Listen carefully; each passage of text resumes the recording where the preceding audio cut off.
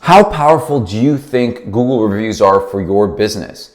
If you're a home service business, I can assure you Google reviews are one of the most prominent and important factors of your business. Every customer that you're dealing with at some point before making a purchasing decision will look at your most prominent reviewing platform. It could be Yelp, it could be Facebook, and in most cases, it will be Google. And they typically look at your reviews as their last decision, as their last thing before actually making a purchasing decision.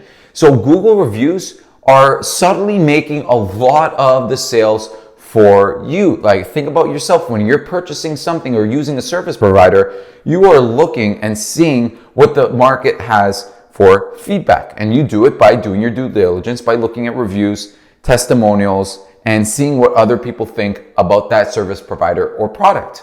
Now, my coach always told me this thing where certain things in your business are either visibly monetized or non-visibly monetized. And Google reviews are most definitely the most efficient, non-visibly monetized thing in your business.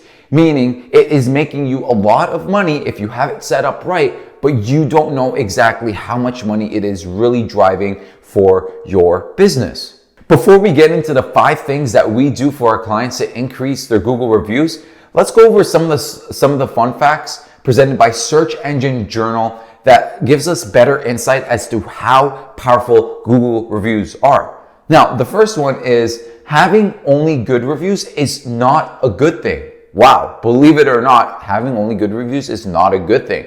And that makes complete sense. If someone were to go to your website or to your Google listing and they were to see like 30 5-star reviews, no comments, it looks very, very subtle and fake, then people are gonna call BS on that. So maybe you do have like 30 5-star reviews and they're all legit. Tell your customers to actually leave like a paragraph description of their experience before, after, some of the things that they were worried about, why they're happy, what did the technician or the sales guy do to make really the whole job easy for the consumer. Let them get descriptive so people could kind of understand what happened throughout the job. Fun fact number 2 is that 67% of consumers are influenced by online reviews. So they will use it as a lever to do business with you or not. And it doesn't take much time and effort out of your day to increase your Google reviews. It's a lot of upfront effort and systems and automations that you're able to set up that will infinitely grow your Google reviews. Number 3 is, on average, 38% of customers never leave reviews. So through the different systems and automations and strategies that we're going to teach you, we could take that 38% pocket of customers and get them to leave reviews by incentives and thorough automations. 4 is, and this one's pretty interesting, but not surprising, user-generated content influences purchasing decision more than reviews. Wow, well that's funny enough. So basically what that means is people will actually look at videos and video testimonials and video case studies and use that as a higher weighted decision than just your Google reviews. And this is actually what we do for our clients, is we get our clients to take case studies and testimonials of their customers and we put it to their existing database and potential prospects, because people will feel a lot more relation to a video than just like a written testimonial, right? The odds of them believing someone through video is more likely than through a written Google review. So video over written testimonials any day. Now, the last fun fact is the recency of Google reviews plays a big factor more than you think. Search Engine Journal suggests collecting reviews continuously to refresh the posted dates. Now, like I mentioned many times, the automations that we're going to teach you in just a second will allow you to collect Google reviews on a weekly basis. So if your last Google review was like 2-3 months ago, then people may question it and say, what just happened? Like they had like 5 Google reviews within a few months and then it just all totally collapsed. So you want to make sure you're consistent with this, as it's really, really important to understand that this is a revenue generating asset for you. Okay. So that being said, here are the few things that you could do instantly in your business. First is QR codes. QR codes are one of the most important things that we have implemented for our clients' backend. So when your sales guy or installation team is leaving a successful job site, You could give them a card that has your QR code embedded. When the customer takes their phone, they could scan it and it will literally redirect them directly to the Google review link. So they don't have to sign in or anything. All they have to do is literally type something out and they could leave a Google review. So what you're doing is you're reducing the amount of friction, and it becomes really, really easy for the consumer to just leave a Google review. A lot of the reason why people don't leave Google reviews is because they are lazy. They don't want to take time out of the day to search your business, click review, leave a 4-star, 5-star, whatever the case is, leave a comment. That's a lot of work for nothing. So if you make it a lot easier for the consumer to leave a review, then your odds of collecting a review become greater. Second is setting up automations using Zapier. So you have a CRM database, and what you could do is use a website called Zapier. So just go to zapier.com. And what you could do is, if your CRM is integrated with Zapier, you could take all the customers that have paid you within the last 7 days and send them 3 emails within the next week or 2 weeks requesting a review. So what we do for our clients is we have an automation that says if anyone has made a purchase, if anyone has became a customer in the last 7 days, send them to this campaign in MailChimp, where we send them 3 emails in 2 weeks. The first email is requesting a Google review. The second one is reminding them to leave a Google review. And the third one is actually offering an incentive to leave a Google review. So, hey, if you leave a Google review, we'll send you over a $5 gift card. All right. So these things are very, very, very powerful because it's something that you have to set up once. All right. And now if your CRM is not compatible with Zapier, you got to make sure that you go to Zapier and you check their compatibility. They have, over 2,000 apps that are compatible with their platform. Now, if your CRM is not compatible with Zapier, what you want to do is you want to extract all recent customers, put them through a Google Sheet, and then use Google Sheet as sort of your CRM to then zap all those customers into the MailChimp campaign, where we're always asking for reviews. Now, if your CRM is compatible with Zapier, you're in great luck, because all you have to do is set this up once and you never have to touch it again. So all new customers will automatically get 3 emails within 2 weeks of requesting Google reviews. So you could pick up an extra 40 to 50% of Google reviews by not doing anything. Third, your existing customers. All right. Now we just talked about recent customers. We talked about an automation that you could do with just recent customers. But what about all the customers that you've been serving in the last 10 years, right? Now, you could just do a bulk email campaign where you take all the emails, and if you have the first name, then you could use their first name as a merge tag within the campaign. You could send all of them an email saying, hey, we recently changed out all the windows and doors, or we changed out your heating and air conditioning system. Maybe it was you have to keep it generic, but we changed your heating and air conditioning system within the 2 years.